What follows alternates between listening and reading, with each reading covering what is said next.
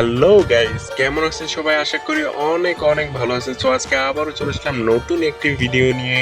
So আপনারা বুঝেই গিয়েছেন যে Ryzen 5 5600G দিয়ে একটি গেমিং পিসি বানাতে যাচ্ছি আজকের বিল্ডটিতে র্যাম হিসেবে আমরা ইউজ করছি কিংসপেসের DDR4 এর 3200 মেগাহার্টজ এর দুটি র্যাম। যেহেতু গেমিং পিসি, সো 16GB র্যাম মাস্টলি লাগবে। আর এসএসডি হিসেবে ইউজ করছি WD গ্রিনের একটি কপি এসএসডি।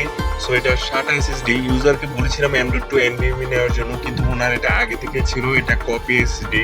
এটা হয়তো তিনি কোনো অনলাইন মার্কেট থেকে কিনেছিলেন। আর মাদারবোর্ড হিসেবে ইউজ করছি MSI B450MA Pro Max 2 মাদারবোর্ডটি।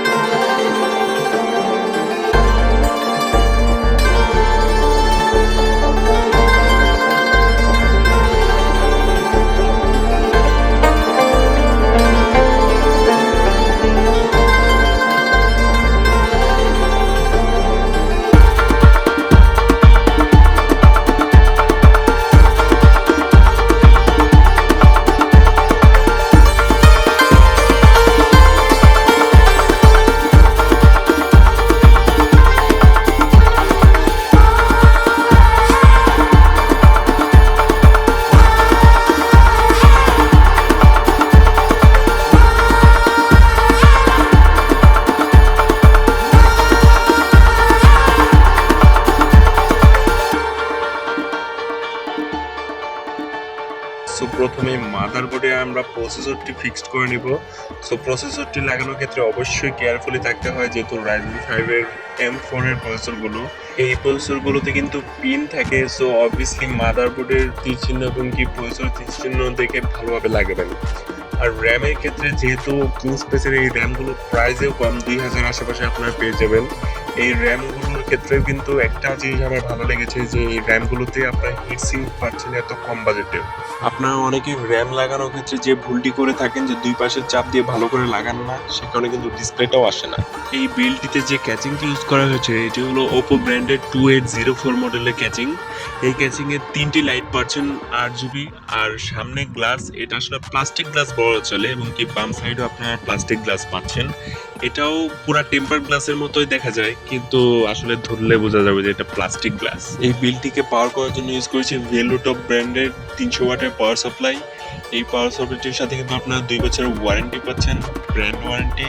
আর এই পাওয়ার সাপ্লাইটি কিন্তু 80% অ্যাকুরেট পাওয়ার সার্কুলেট করে। পাওয়ার সাপ্লাইটি আনবক্স করার পরে দেখতেই পাচ্ছেন সবকিছু একদম ইনটেক, এবং কি এটার একটা 200 ওয়াট আছে, সেটার ক্ষেত্রে কিন্তু 200 ওয়াট অ্যাকুরেট থাকে। এটার ক্ষেত্রে 80% অ্যাকুরেট, মানে ব্রোঞ্জ সার্টিফাইডের মতো একটি ফিল পাবেন অবশ্যই। মাদারবোর্ডটি ক্যাচিং এর ভেতরে লাগানোর আগে অবশ্যই কুলিং ফ্যানটি লাগিয়ে নেব। যেহেতু আমাদের বাজেটটা একটু লো আছে, সো সেই কারণে আমরা যে স্টক কুলার সেটা ইউজ করছি। সো স্টক কুলার লাগানোটা একদম সিম্পল। সো স্টক কুলারে আমার একটা জিনিস খারাপ লাগে, যে ফ্যানটা কিন্তু একটু উল্টা বসে, এমডি লেখাটা উল্টা দেখা যায়। এটা ফিক্স করার জন্য আপনাদের যে কাজটি করতে হবে, কুলারের স্ক্রুগুলো খুলতে হবে। স্ক্রুগুলো খুলে আপনি কুলারটি লাগিয়ে তারপর আপনাদের পছন্দ মতো এএমডি কোন পাশে রাখবেন সেটা রেখে স্ক্রুগুলো লাগিয়ে দিলে কিন্তু হয়ে যাবে।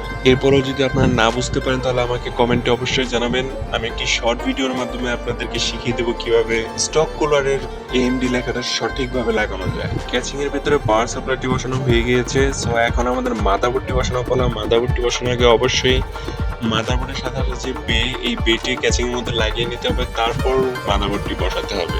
এই বেটি লাগানোর ক্ষেত্রে অবশ্যই কেয়ারফুল থাকবেন, যেহেতু পেছনে একটি কুলিং ফ্যান আছে। এই কুলিং ফ্যানের তারটি যদি এই বের সাথে লেগে যায়, তাহলে কিন্তু অবশ্যই শর্ট হয়ে যাবে। তখন দেখবেন যে লাইটটি চলতেছে না, বা কুলারের তারগুলো ছিঁড়ে যেতে পারে। সো সেক্ষেত্রে আপনার খুবই কেয়ারফুলি লাগবেন। এখন আমাদের মাদারবোর্ডটি বসিয়ে নিতে হবে। মাদারবোর্ডটি বসানোর পরে অবশ্যই 6টি স্ক্রু থাকে সাথে, সেই স্ক্রুগুলো কিন্তু মাদারবোর্ডে লাগিয়ে ফেলতে হবে। তারপরে এই মাদারবোর্ড লাগানো কমপ্লিট হয়ে যাবে। অনেকেই ক্যাচিং এর ভেতরে মাদারবোর্ডটি বসাতে গিয়ে কিন্তু মাদারবোর্ডে ফিজিক্যাল ড্যামেজ করে ফেলেন। সো যদি মাদারবোর্ডে কোনো ফিজিক্যাল ড্যামেজ হয়ে যায়, তাহলে কিন্তু আপনারা ওয়ারেন্টি ক্লেম করতে পারবেন না। সে কারণে মাদারবোর্ডটি খুবই কেয়ারফুলি আস্তে আস্তে লাগাবেন, সময় নিয়ে লাগান। আসলে ভালোভাবে লাগাতে পারলেই হলো আর কি। সবগুলো কম্পোনেন্ট পারফেক্টলি লাগানো হয়ে গিয়েছে। সো এখন আমরা দেখে নেব যে সবকিছু পারফেক্টলি ওয়ার্ক করতেছে কিনা। দেখতেই পাচ্ছেন লাইটিং গুলো কেমন লাগছে। সো এই ক্যাচিংটার প্রাইস খুবই কম, 2200 টাকার মধ্যে কিন্তু এই ক্যাচিংটা আপনারা পেয়ে যাবেন। সো এই ক্যাচিংটি প্রাইস অনুপাতে কিন্তু ভালোই লুকিং দিচ্ছে। বাম পাশে যে প্লাস্টিক গ্লাসটি, এটিও কিন্তু টেম্পার গ্লাসের মতো লুকিং দিচ্ছে। আপনাদের যদি স্বপ্ন থাকে Ryzen 5 এর 56 জি দিয়ে একটি পিসি বানানোর, বাজেট যদি 30 এর নিচে থাকে, তাহলে আজকের এই বিলটি অবশ্যই আপনারা কনসিডার করতে পারেন। সো আজকের মতো এই পর্যন্তই। সবাই ভালো থাকবেন, সুস্থ থাকবেন। আমার ভিডিও ভালো লাগলে অবশ্যই আমার ভিডিওতে লাইক করবেন, শেয়ার করবেন আপনার বন্ধুদের সাথে। আর আমার ভিডিওর নোটিফিকেশন সবার আগে পাওয়ার জন্য অবশ্যই আমার চ্যানেলটি সাবস্ক্রাইব করবেন। সো আল্লাহ হাফেজ, টাটা।